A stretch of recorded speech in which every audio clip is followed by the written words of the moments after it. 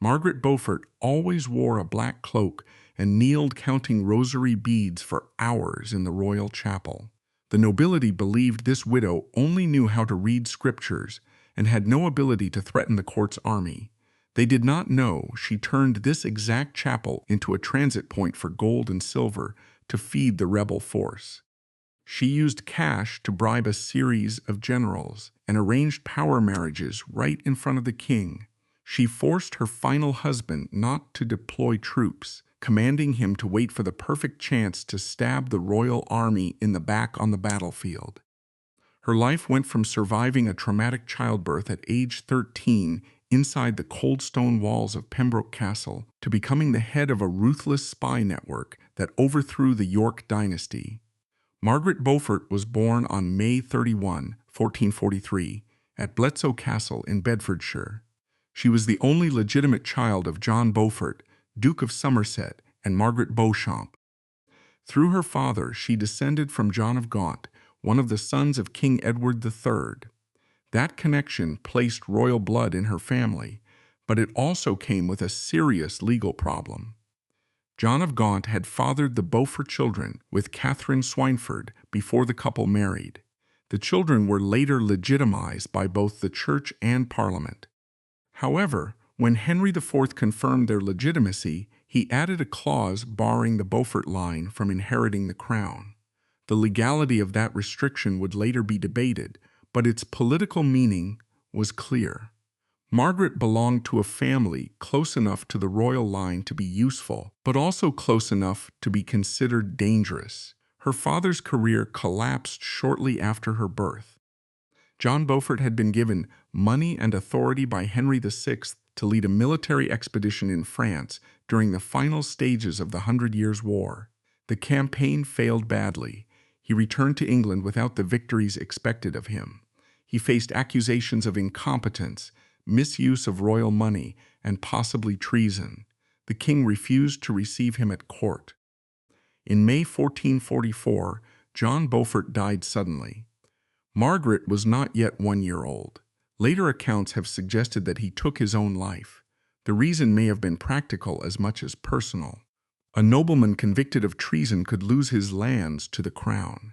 By dying before a formal conviction, John may have prevented the confiscation of his estates and preserved them for his daughter.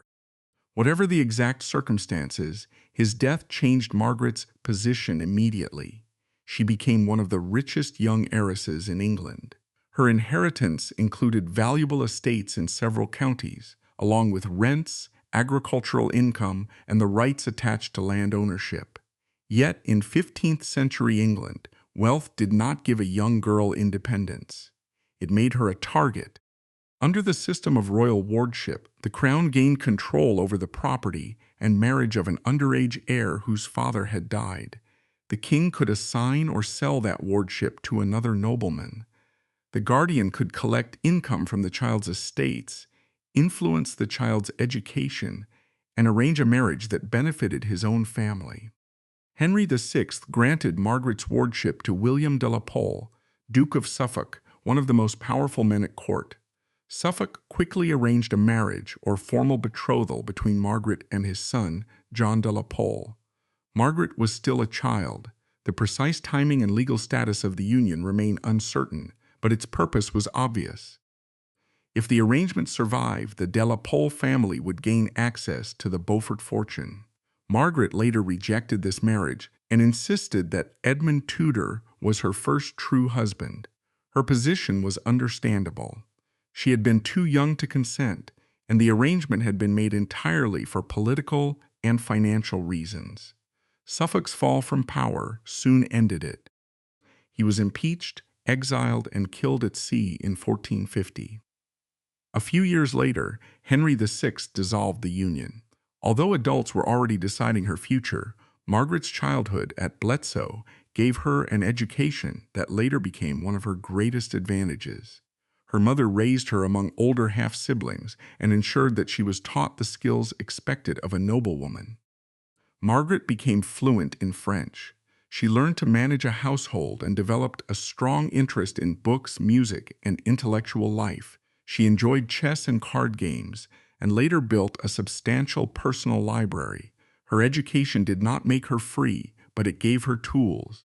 She learned how aristocratic households operated, how property was managed, how alliances were maintained, and how written communication could be used carefully.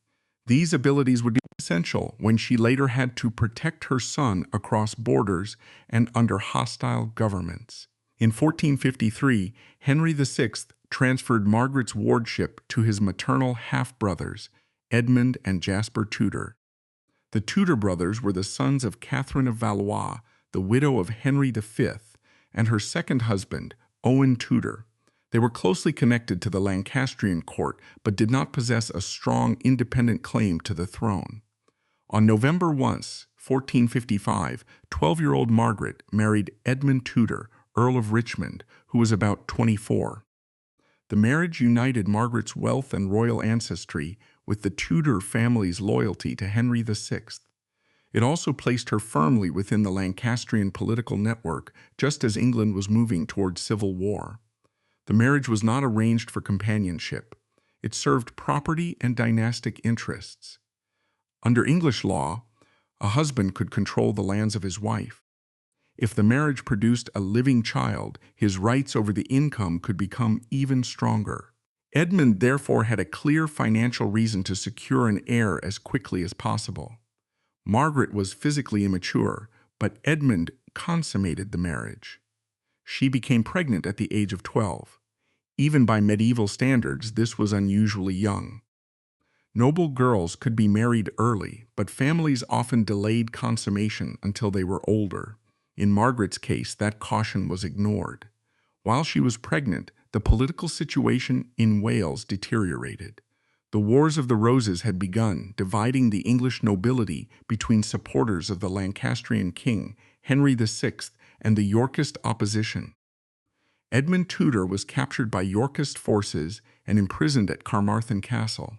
In November 1456, he died there, probably from plague.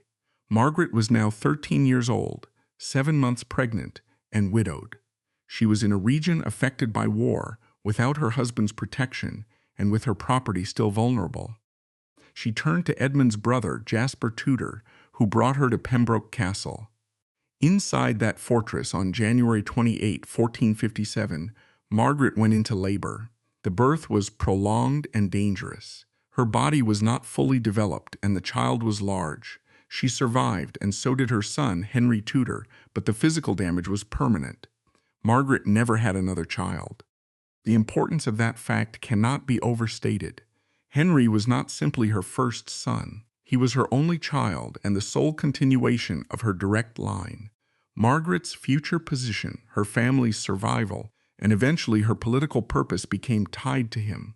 Her later devotion to Henry was not based only on affection. In the society in which she lived, a male heir was also her strongest protection against political disappearance. For the moment, however, she had little time to recover. A wealthy young widow was still vulnerable to abduction, coercion, or another forced marriage. She needed a husband whose family name and political connections could protect both her estates and her infant son. On January 3, 1458, less than a year after Henry's birth, Margaret married Sir Henry Stafford, the second son of the Duke of Buckingham. She was 14. Unlike her marriage to Edmund Tudor, this union developed into a stable partnership. Stafford was not a major claimant to royal power, and he appears to have treated Margaret with more respect than she had previously experienced. Yet this period of relative stability came with a major personal cost. Henry Tudor did not live with her. He remained in Wales under the protection of Jasper Tudor. This arrangement reflected political reality. Jasper was better positioned to defend the boy's title and Lancastrian identity, while Margaret's new marriage required her to live with Stafford. Margaret maintained contact where she could. Surviving records show that she visited Henry, including a week-long stay in 1467. But for much of his childhood, mother and son lived apart. Their relationship was maintained through letters, messengers, trusted servants, and negotiations with the men who controlled his household. The balance of power changed in 1461. At the Battle of Towton, fought during a snowstorm, Yorkist forces defeated the Lancastrians in one of the bloodiest battles of the war. Edward of York took the throne as Edward IV. Henry VI was removed, and leading Lancastrians were killed, imprisoned, or forced into exile. Jasper Tudor fled England. 4-year-old Henry Tudor lost the title of Earl of Richmond and was placed under the control of Sir William Herbert, a loyal supporter of the new Yorkist king. Henry was taken to Raglan Castle, where he was raised in a Yorkist household. For Margaret, this was a dangerous test. She could not openly challenge Edward IV. Any visible act of rebellion might lead to the loss of her lands and make Henry's position worse. Instead, she adapted.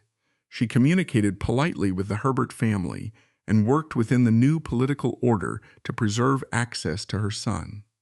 This required discipline. Margaret was connected by family and marriage to the Lancastrian cause, but she behaved publicly as a cooperative subject of the Yorkist king. She used courtesy, gifts, legal requests, and personal relationships rather than threats. Her immediate goal was not to place Henry on the throne. It was to keep him alive.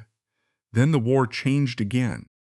In 1470, Henry VI was briefly restored to the throne after a rebellion against Edward IV. The restoration gave Lancastrians hope, but it lasted only a few months. Edward returned with an army, defeated his enemies at Barnet, and destroyed the remaining Lancastrian force at Tewkesbury in May 1471. The consequences were severe. Edward, Prince of Wales, the only son of Henry VI, was killed. Henry VI himself died in the Tower of London soon afterward, almost certainly murdered on royal orders. With both men gone, the direct male line of the House of Lancaster had ended. This transformed Henry Tudor's importance. Until then, he had been a minor Welsh nobleman with a distant and legally disputed connection to the royal family. Now he was one of the most prominent surviving males associated with the Lancastrian claim. That did not make his right to the throne strong, but it made him dangerous to the Yorkist government. Margaret understood what that meant. A rival dynasty did not need to believe Henry could become king. It only needed to fear that rebels might use his name. As long as he remained in England, he could be imprisoned, forced into a politically useful marriage, or killed. Jasper Tudor acted quickly. He recovered Henry from Wales and prepared to flee. Margaret supported the decision, even though it meant losing direct contact with her son. Henry and Jasper crossed the sea and eventually reached the Duchy of Brittany, where Duke Francis II allowed them to remain. Margaret did not go with them. Leaving England would have exposed her to an act of attainder for treason. Her estates could have been confiscated, her income cut off, and her ability to support Henry destroyed. By remaining behind, she protected the financial base that might one day keep him alive in exile. The choice divided mother and son for 14 years. Henry was a political refugee in Brittany, dependent on the uncertain protection of a foreign duke. Margaret stayed in England under a Yorkist king. She remained outwardly obedient while trying to preserve her wealth, her contacts, and the possibility of communication across the Channel. She had not yet built the network that would later make her one of the most effective political organizers of the period. She had no army, no official command, and no secure plan for restoring Henry's position. At this stage, her task was ruthless and urgent: fund his exile, keep his supporters connected, and prevent him from disappearing into permanent captivity. Margaret Beaufort entered the 1470s in a difficult but potentially useful position. Her son was alive in Brittany, beyond the immediate reach of Edward IV, but he was also dependent on the protection of a foreign ruler. Margaret remained in England with control over valuable estates, yet she had to operate under a government that considered Henry Tudor a possible threat. Her husband, Sir Henry Stafford, had fought on the Yorkist side at the Battle of Barnet in 1471. He was seriously wounded and died soon afterward. Margaret was 29 years old and widowed again. His death removed the stability she had gained during their marriage. It left her exposed at a time when Henry's political importance was increasing. She needed another alliance, but this time she was older, wealthier, and more experienced. Her next marriage was not imposed on a child who had no voice.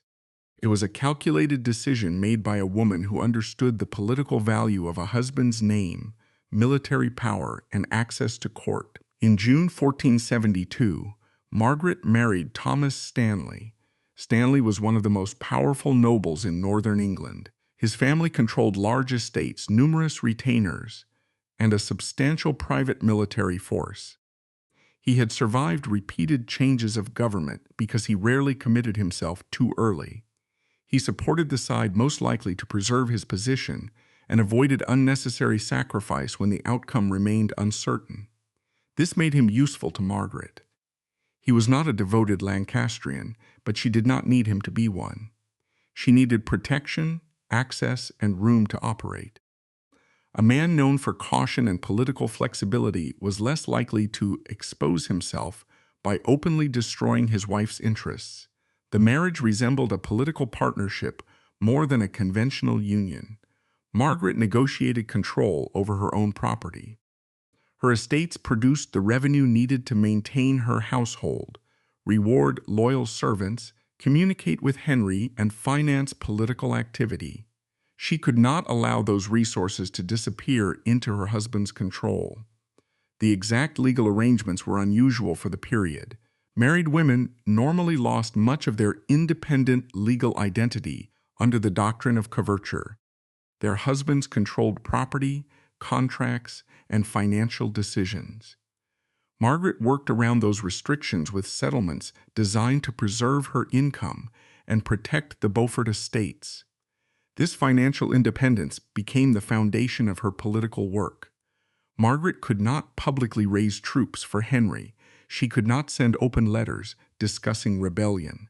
She could not appear to be coordinating Lancastrian resistance. Any clear evidence of treason would lead to the confiscation of her lands and possibly her imprisonment or execution. Instead, she built a network based on people whose ordinary duties allowed them to travel, carry money, and enter important households without attracting too much attention. One of the most important was Reginald Bray. He acted as Margaret's receiver general, managing income from her estates and supervising financial administration. He understood where the money came from, how it could be moved, and how accounts could be organized without making every transfer obvious. Margaret's wealth was not stored in a single chest. It came from land. Her estates produced rents, grain, livestock, wool, timber, and fees.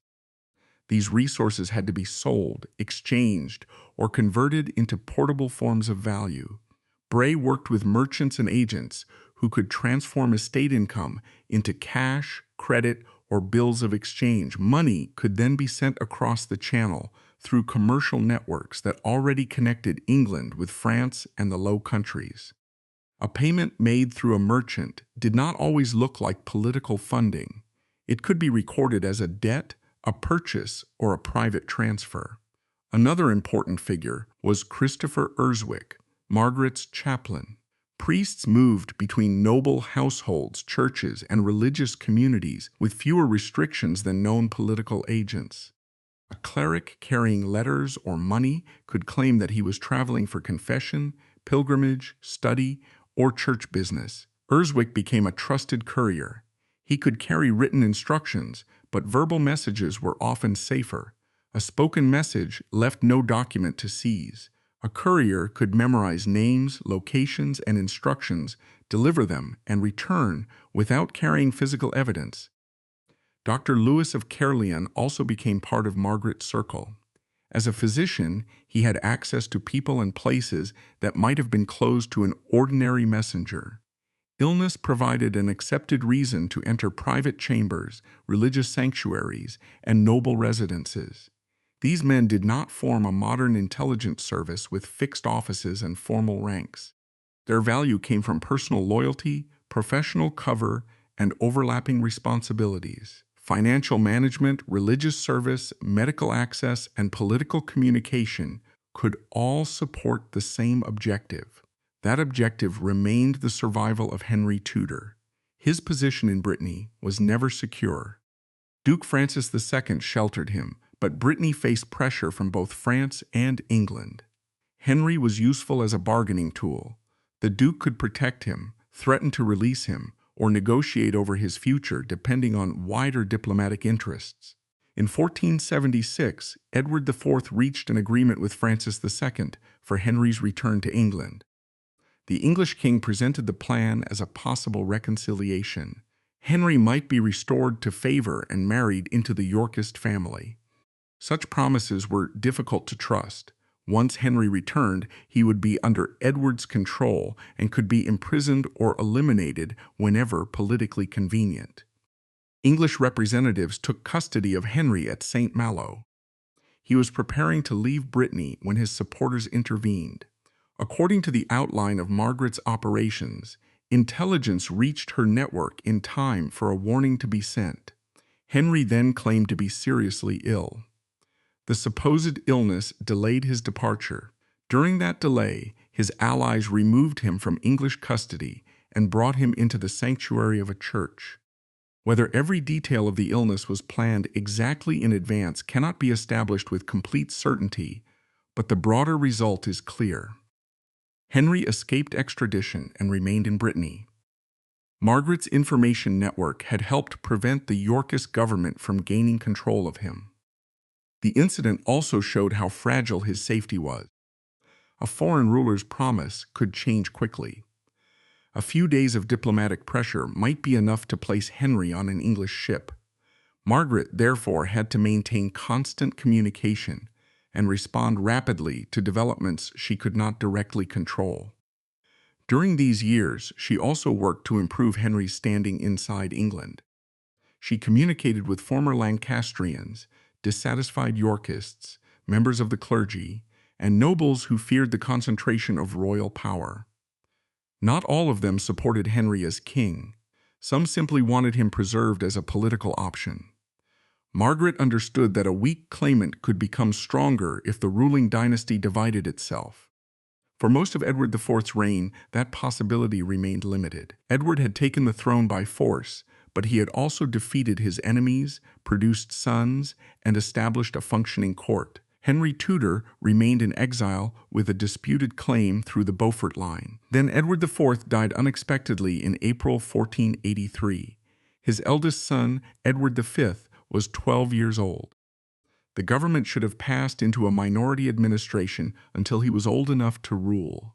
Instead, the king's uncle, Richard, Duke of Gloucester, moved quickly to take control. Richard intercepted the young king, arrested several members of the Woodville family, and placed Edward V in the Tower of London. At that time, the Tower was both a prison and a royal residence, so placing the king there was not automatically treated as proof of violence. However, the situation became more disturbing when Edward's younger brother, Richard of Shrewsbury, was also taken to the Tower. Richard of Gloucester then declared that Edward IV's marriage to Elizabeth Woodville had been invalid. If the marriage was invalid, their children were illegitimate and could not inherit the crown. Parliament accepted the argument, and Richard became King Richard III. The two princes were seen less frequently during the summer of 1483. Eventually, they disappeared from public view. Their fate remains one of the most debated questions in English history.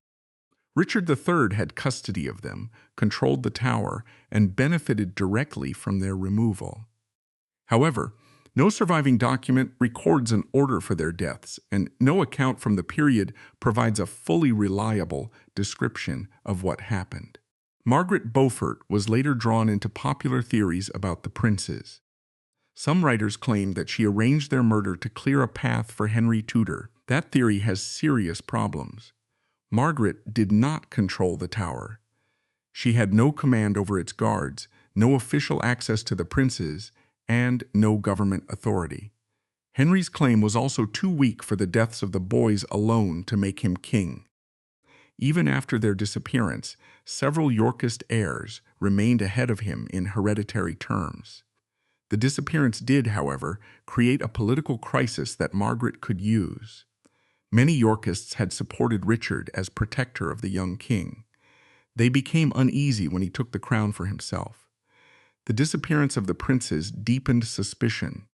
Men who would never have supported a Lancastrian restoration began to consider resistance because they believed Richard had betrayed Edward IV's children. Margaret recognized that Henry's old Lancastrian identity was not enough.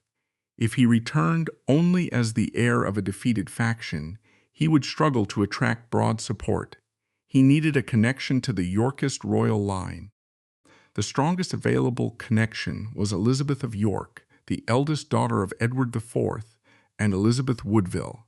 Elizabeth had a much clearer hereditary position than Henry, especially if her brothers were dead. A marriage between Henry and Elizabeth could unite supporters of both houses.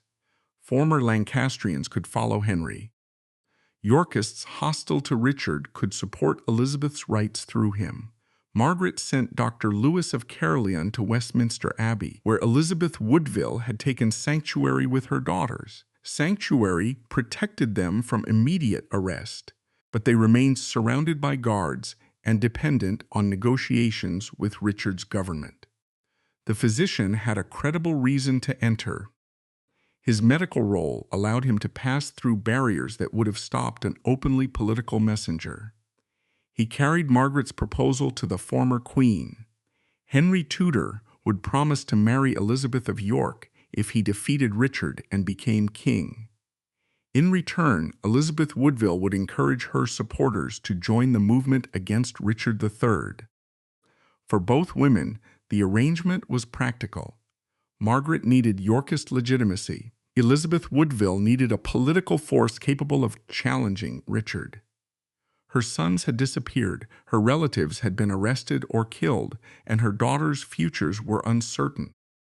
Henry was not the obvious heir to Edward IV, but he was an adult male claimant outside Richard's control and capable of leading an invasion. The agreement changed the nature of Henry's cause. It was no longer simply a Lancastrian attempt to reverse the outcome of earlier wars. It could now be presented as a union designed to end the conflict between Lancaster and York. On Christmas Day 1483, Henry made a public oath in Rennes Cathedral. He promised to marry Elizabeth of York after gaining the throne. The oath gave Yorkist opponents of Richard a specific reason to support him. Before that alliance could be tested, a rebellion broke out in England. The uprising is usually associated with Henry Stafford, Duke of Buckingham. Buckingham had helped Richard take power, but later turned against him. His reasons remain uncertain. He may have expected greater rewards, feared Richard's position, or believed that the new king had become politically vulnerable. The rebellion involved several groups with different goals. Some wanted the restoration of Edward V. Others supported Henry Tudor and the planned marriage to Elizabeth of York. Margaret provided money and communication, helping connect Henry's cause with conspirators inside England. The plan required Henry to sail from Brittany and land in the west while rebels rose across southern England. Poor weather disrupted the invasion. Henry's ships were scattered, and he failed to establish a secure landing.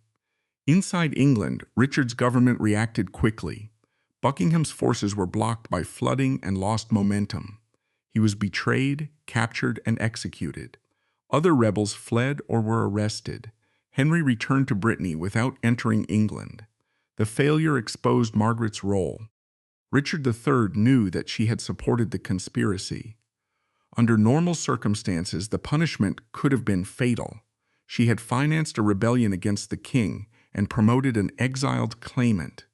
Parliament passed an act of attainder against her, declaring her guilty of treason and stripping her of titles and property rights.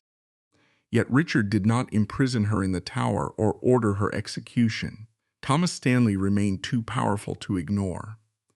Richard needed his cooperation and did not want to force the entire Stanley family into rebellion.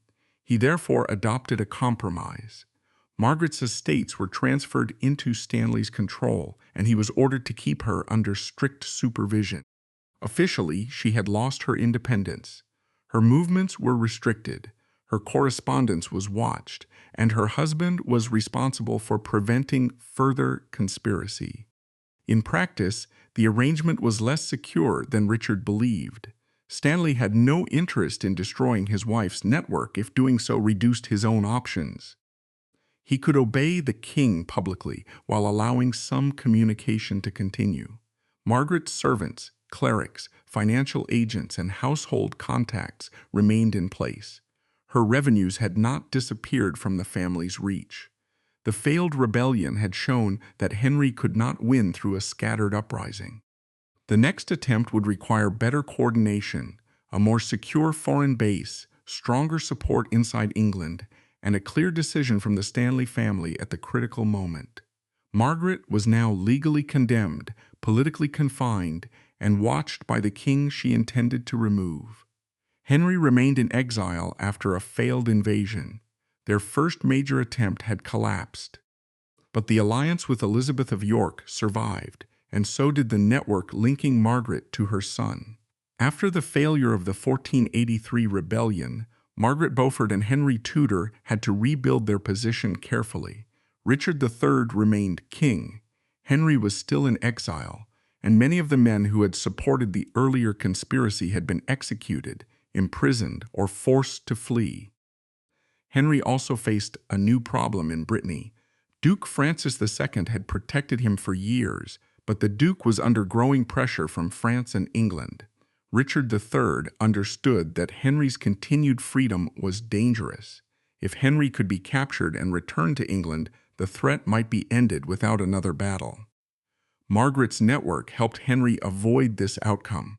When negotiations suggested that Breton officials might surrender him, Henry left Brittany and moved into France.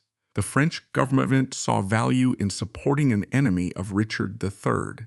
France did not need to believe in Henry's hereditary right.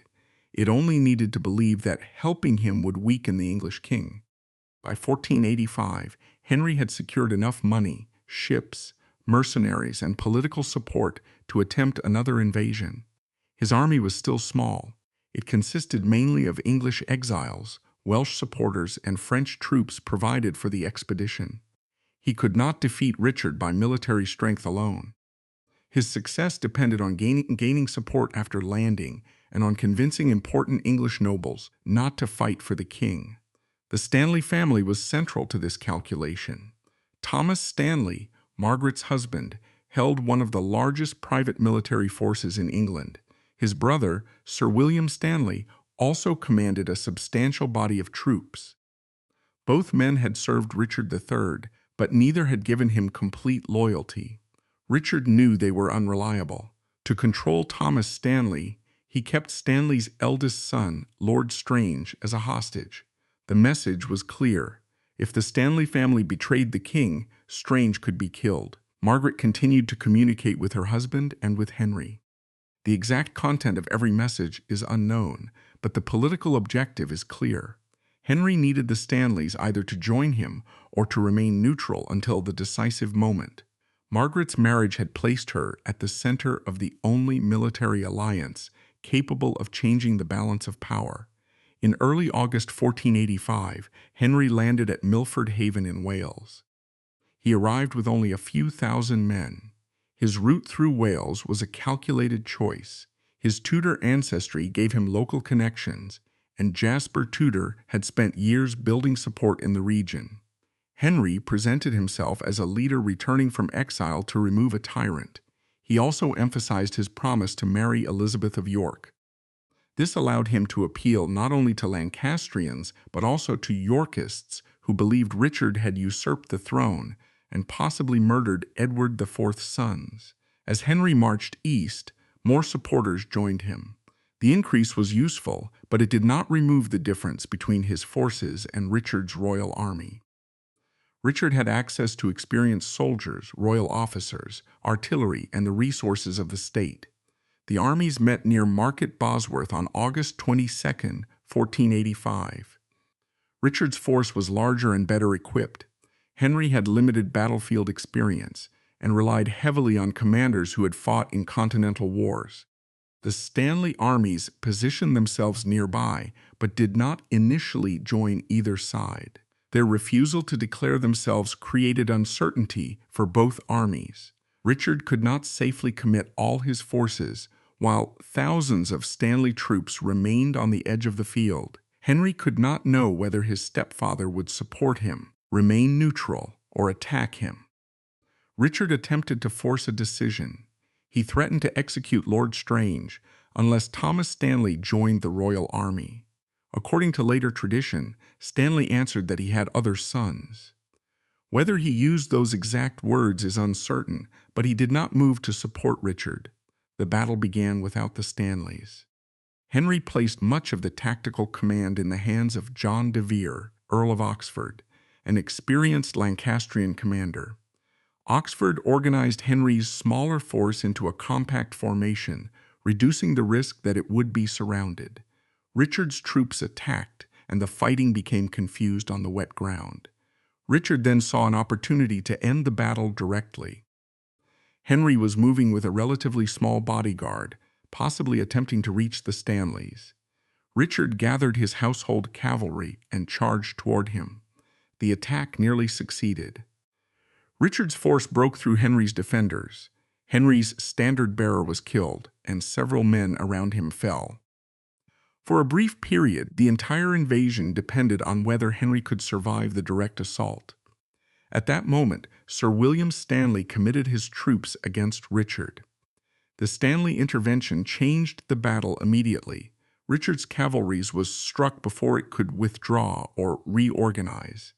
The king was surrounded, pulled from his horse, and killed in the fighting. Richard III became the last English king to die in battle. After his death, the royal army collapsed.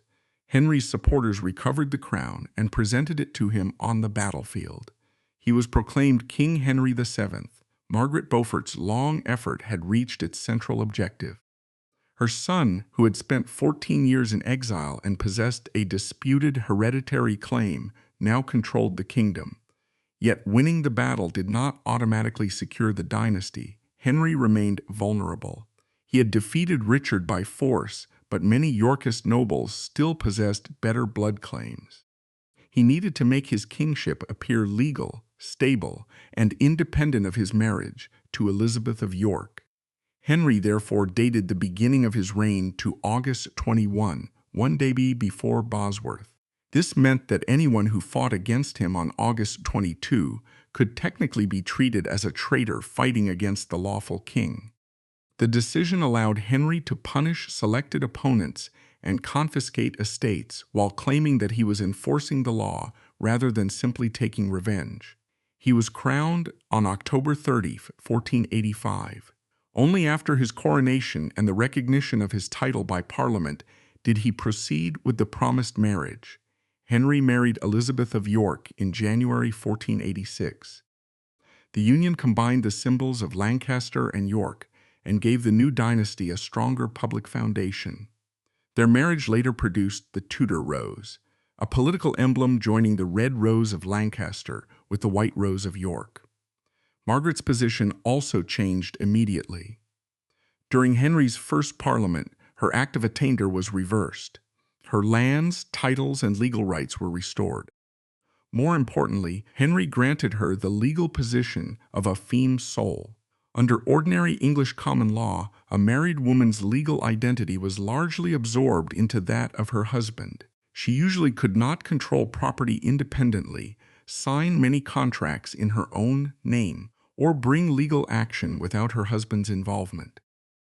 Margaret was still married to Thomas Stanley, but the femme sole status allowed her to act as if she were legally unmarried in property and financial matters. She could manage her estates, collect revenues, enter agreements, and use the courts in her own name. This was an exceptional privilege. It did not improve the legal position of women in general. It applied specifically to Margaret because she was the king's mother and because Henry wanted her wealth and administrative ability placed directly at the service of the dynasty. Margaret did not take the title Queen Mother. She had never been married to a king, so the title was not technically hers. Instead, she adopted the designation, "My Lady, the King's Mother." The wording was deliberate. It emphasized that her authority came through the king while also placing her above other noble women. At court, she occupied a position very close to that of Queen Elizabeth of York. Margaret's public presentation reinforced this status. She wore rich clothing, used royal symbols, and maintained a large household. In later years, she signed some documents as Margaret R. The letter officially referred to Richmond, but it resembled the use of R for Regina, meaning queen. She did not rule jointly with Henry in a formal constitutional sense. Henry VII remained the sovereign. However, Margaret had direct access to him, influenced appointments, controlled extensive patronage, and took part in important domestic decisions. Her relationship with Elizabeth of York was more complicated than simple personal hostility. Elizabeth's marriage was essential to Tudor legitimacy, and Margaret had helped arrange it. At the same time, Margaret occupied an unusually dominant place in the royal household. She took a strong interest in childbirth, christenings, household regulations, and the upbringing of royal children. She helped define the ceremonies surrounding the birth of heirs and the confinement of royal women. These regulations reflected both politics and personal experience. A royal birth was not private. It was a public event connected to succession. The rooms, witnesses, religious observances, and public announcements all served to confirm that a legitimate child had been born. Margaret's own experience of childbirth also shaped her decisions. She had nearly died at 13 and had never been able to bear another child. She understood the physical danger of pregnancy more directly than most male counselors. This became especially clear in the negotiations over her granddaughter, Margaret Tudor. Henry VII wanted to strengthen relations with Scotland by marrying the young princess to James IV. A marriage between the English and Scottish royal houses could reduce border conflict and create a future dynastic connection. Margaret Beaufort did not oppose the alliance itself. She objected to sending her granddaughter too young. She warned that an immature girl could be placed at serious risk if the marriage was consummated immediately. Her concern was based on her own history. She knew that aristocratic marriage contracts could ignore the physical limits of a young bride. By pressing for delay, she used her influence to prevent another child from experiencing what she had experienced. Margaret also became increasingly independent from Thomas Stanley. Their marriage had been politically useful, but they maintained separate interests and often lived apart. In 1499, with Stanley's formal permission, Margaret took a public vow of chastity before Richard Fitzjames, Bishop of London. The vow did not dissolve the marriage, but it ended the expectation of marital relations and supported her decision to establish a separate household. She moved to Collie Weston in Northamptonshire, where she created an administrative center that operated with considerable autonomy. Collie Weston was not simply a private residence. Margaret's household included estate officials, legal advisors, clergy, servants, and political clients. Her officers managed land across several counties. Her council heard disputes, reviewed accounts, and handled petitions. Large landowners often exercised local power, but Margaret's authority was unusually extensive. She could influence the appointment of local officials, recommend candidates for offices, and intervene in legal conflicts involving tenants, neighboring landowners, and royal servants. Her status as the king's mother gave her instructions added force. Local officials could not easily ignore a woman who had direct access to Henry VII. Margaret's administration also reflected her financial discipline. She closely supervised expenditure, demanded accurate accounts, and expected officials to explain losses.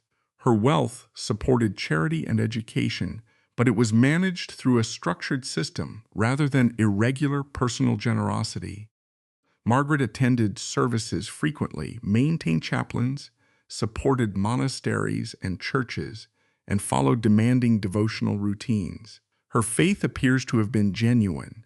It also provided a language through which she could present authority as service, discipline, and moral responsibility. Her influence extended far beyond political survival, directly shaping the intellectual transformation of Tudor England. Margaret personally translated religious works and encouraged the production of devotional texts in English, including a French-based version of the Imitation of Christ alongside the Mirror of Gold for the Sinful Soul. Because the printing press arrived in England during her lifetime, she quickly grasped its potential to bypass the limitations of handwritten manuscripts. By heavily patronizing pioneering printers like William Caxton and Wynkyn de Worde, her wealth funded the rapid distribution of religious, historical, and educational works. She recognized early on that mass-produced books could strengthen religious instruction, effectively train administrators, and scatter new ideas across the entire kingdom. Educational reform ultimately became the crowning achievement of her later career. The Tudor state heavily depended on clerks, lawyers, theologians, diplomats, and financial officers capable of deciphering complex documents and running government institutions. To supply the kingdom with these educated men, Margaret established the Lady Margaret's Professorship of Divinity at Cambridge in 1502, subsequently funding a parallel position at Oxford to guarantee permanent backing for advanced theological teaching. Her ambition then shifted toward God's House at Cambridge, a struggling institution facing financial ruin. Rather than simply writing a check, Margaret completely reorganized its foundations, expanding its scope until it received a new royal charter in 1505 as Christ's College. Her direct involvement went far beyond financial charity. She dictated planning, drafted rigorous statutes, oversaw faculty appointments, and structured the college's long-term economic survival. Her ultimate goal was never merely attaching her name to a brick building, but forging an enduring academic engine that would continue producing elite scholars long after her death. Not stopping there, she initiated the massive administrative groundwork for a second major foundation, St. John's College, Cambridge, while simultaneously financing a grammar school at Wimborne to grant boys from less powerful families access to administrative careers. By the early years of the 16th century, Margaret had become much more than the mother of a successful claimant. She controlled estates, influenced the court, supervised legal and financial administration, supported printing, shaped religious education, and helped define the public identity of the Tudor dynasty. Her authority still depended heavily on Henry VII, but Henry also depended on her. She had been one of his most reliable sources of money, information, and political support during exile. After his victory, she became one of the people he trusted to maintain order within the royal family and the wider kingdom. As Henry's reign continued, the Tudor government became more secure, but the work of preserving the dynasty did not end. Rebellions, rival claimants, financial pressure, foreign marriages, and questions of succession remained constant concerns. Margaret had spent most of her life preparing Henry to reach the throne. She now had to help ensure that the throne would pass safely to the next generation. By the final years of Henry VII's reign, the Tudor dynasty was more secure than it had been after Bosworth, but it was not free from danger. Henry had survived rebellions, foreign-backed pretenders, Yorkist conspiracies, and repeated challenges to his legitimacy. He had also built a stronger royal administration, increased control over noble families, and accumulated substantial financial reserves. Yet the survival of the dynasty still depended on a stable succession. That succession had become less certain after the death of Henry's eldest son, Arthur, Prince of Wales, in 1502. Arthur had been raised as the future king. He had married Catherine of Aragon, the daughter of Ferdinand of Aragon and Isabella of Castile, in a union designed to strengthen England's position in Europe. His death, after only a few months of marriage, left the Tudor succession dependent on his younger brother, Henry. The younger Henry had not originally been prepared to rule in the same way as Arthur. He had received a strong education, but his future had once been expected to lie in the church or in a secondary royal role. After Arthur's death, he became Prince of Wales and the sole surviving male heir. Margaret Beaufort therefore directed increasing attention toward her grandson. She had already helped shape the upbringing and public presentation of the Tudor children. She now understood that Henry's education, marriage, household, and political reputation would determine whether the dynasty survived another generation. The young prince differed sharply from his father. Henry VII was cautious, private, financially disciplined, and deeply suspicious of political rivals. His son was physically confident, socially active, interested in tournaments, music, hunting, theology, and displays of royal magnificence. Margaret had spent her life supporting a careful and defensive form of kingship. Her grandson represented a younger court with different expectations. Even so, she understood the importance of presenting him as a strong, legitimate, and popular successor. Her influence remained closely connected to Henry VII during these years. The king relied on trusted administrators to collect debts, enforce financial obligations, and restrain the nobility. These policies strengthened royal finances, but they also created resentment. Two officials became especially unpopular: Richard Empson and Edmund Dudley. Both men were skilled legal and financial administrators. They used bonds, recognizances, fines, and old legal rights to extract money from landowners and nobles. Their work was not simply private corruption. Much of it reflected Henry VII's deliberate policy of making powerful families financially dependent on the crown. However, the public increasingly associated Empson and Dudley with arbitrary punishment and aggressive taxation. By the end of the reign, they had become symbols of royal oppression.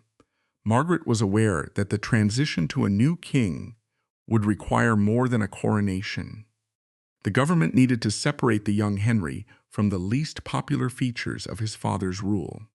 In early 1509, Henry VII's health deteriorated. He had suffered repeated illnesses and had become increasingly weak. Margaret remained close to the political center during his final months.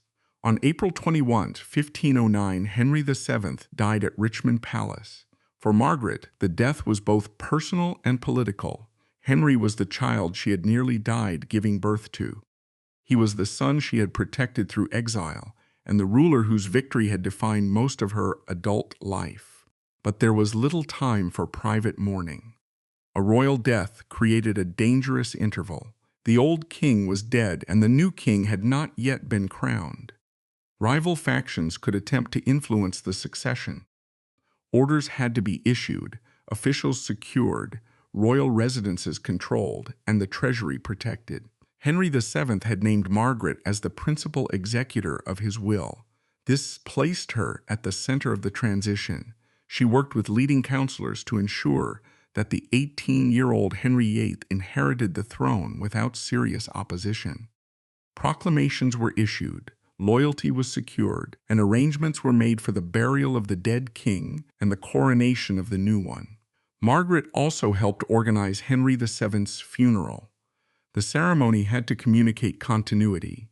Henry VII could not be presented merely as a military conqueror who had taken the crown at Bosworth. His funeral emphasized lawful kingship, religious devotion, and dynastic stability. The procession, clothing, prayers, banners, and burial site all carried political meaning. The king was placed in the chapel he had commissioned at Westminster Abbey, linking the Tudor dynasty to the ancient traditions of English monarchy. At the same time, preparations began for the accession of Henry VIII. The new king needed popularity. He was young, energetic, and personally attractive, but the government could not rely on appearance alone. The resentment surrounding Empson and Dudley offered an immediate political opportunity. Both men were arrested and sent to the Tower of London. Their removal allowed the new reign to present itself as a break from the harsh financial practices of Henry VII's final years.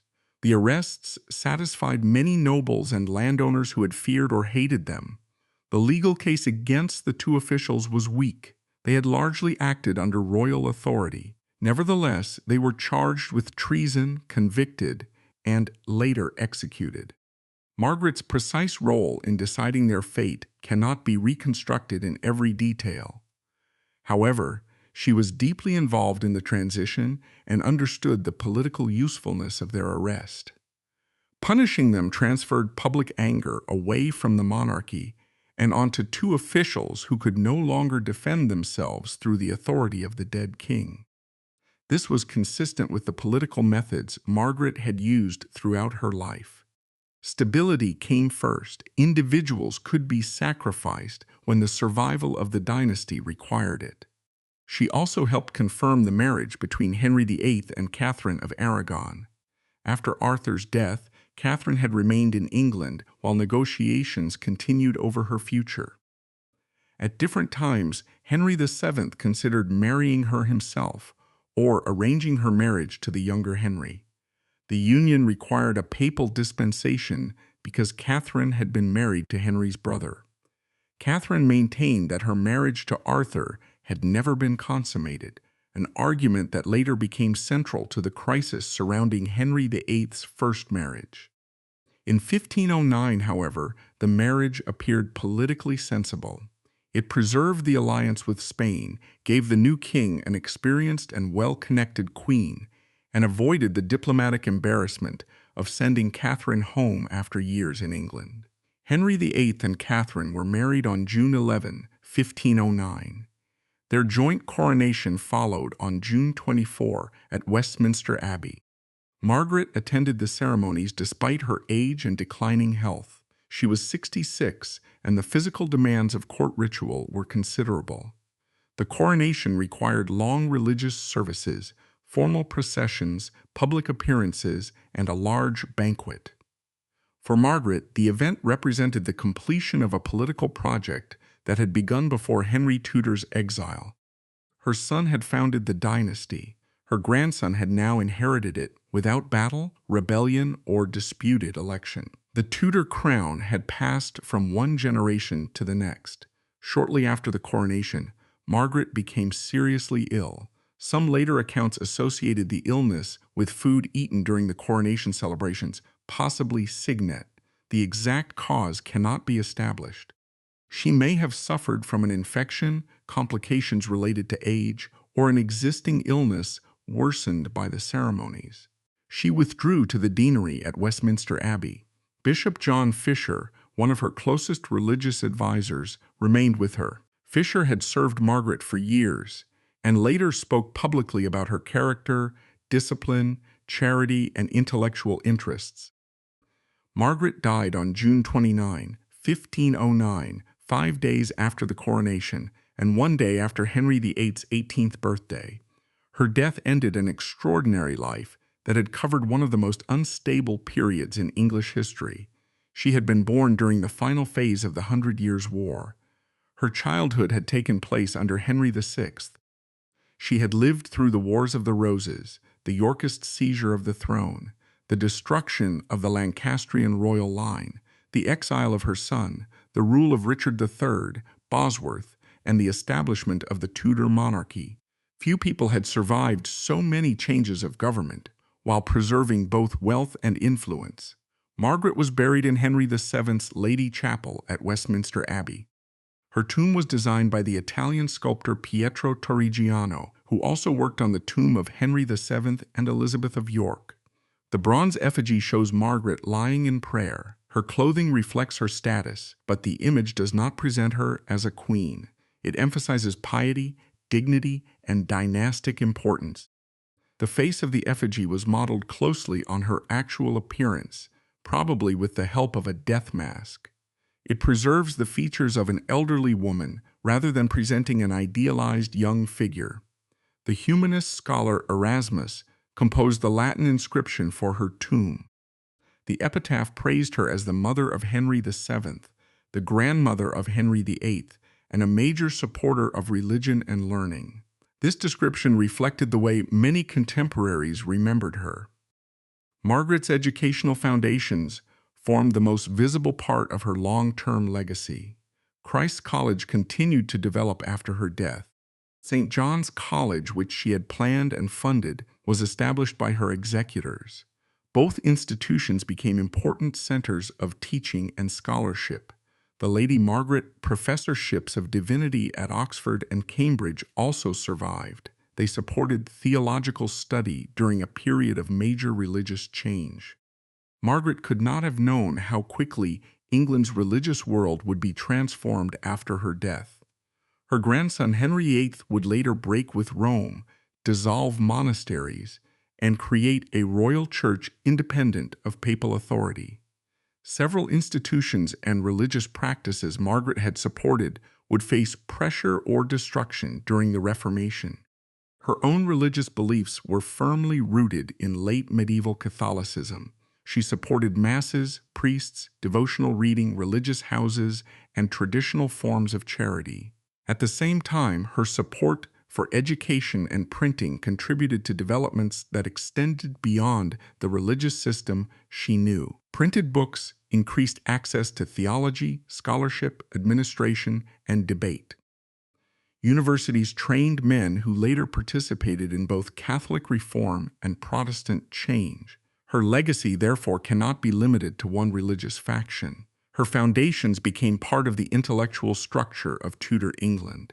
Her political legacy was equally complex. Margaret did not establish a new constitutional role for women. The legal independence she received as a femme sole was exceptional and depended on her relationship to the king. Other married women did not gain the same rights because she had them. She also did not challenge the basic assumptions of aristocratic society. She defended her own property, family, and authority, but she remained part of a system based on inherited privilege, arranged marriage, feudal income, and royal patronage. Her success came from mastering that system rather than rejecting it. She used marriage as political protection. She used religious devotion as both sincere practice and public authority. She used land revenues to build networks of loyalty. She used legal settlements to protect her wealth. She used messengers, priests, physicians, merchants, and household officers to connect England with her exiled son. Her greatest achievement was not a single conspiracy or battlefield decision. It was the maintenance of a political objective over several decades. When Henry Tudor fled England in 1471, he possessed little money, no army, and a weak claim. Margaret did not know that he would become king. For many years, the more realistic goal was simply to preserve his life and status. She adapted that goal as circumstances changed. Under Edward IV, she sought reconciliation and protection. After Edward's death, she formed an alliance with Elizabeth Woodville. After the failed rebellion of 1483, she continued working under house arrest. In 1485, she helped connect Henry's invasion with the military power of the Stanley family. After Bosworth, she shifted from conspiracy to administration. She protected the new dynasty through marriage policy, household regulation, education, patronage, and control of estates. She helped transform a victorious claimant into the founder of a continuing royal house. Centuries later, fiction would often reduce Margaret Beaufort to a caricature, either a ruthless murderer of princes or a passive victim of a brutal era. The reality was far more compelling. She was a woman who mastered a system designed to control her. She weaponized her wealth, forged alliances through calculated marriages, and transformed religious devotion into undeniable public authority. She did not end the violence of the 15th century by rejecting its methods. She survived by playing the long game better than any man around her. When Margaret died in 1509, her ultimate victory was not just that her son had become king. It was that the Tudor monarchy, a dynasty born from hidden money, foreign exile, and a mother's relentless discipline, no longer needed her to survive.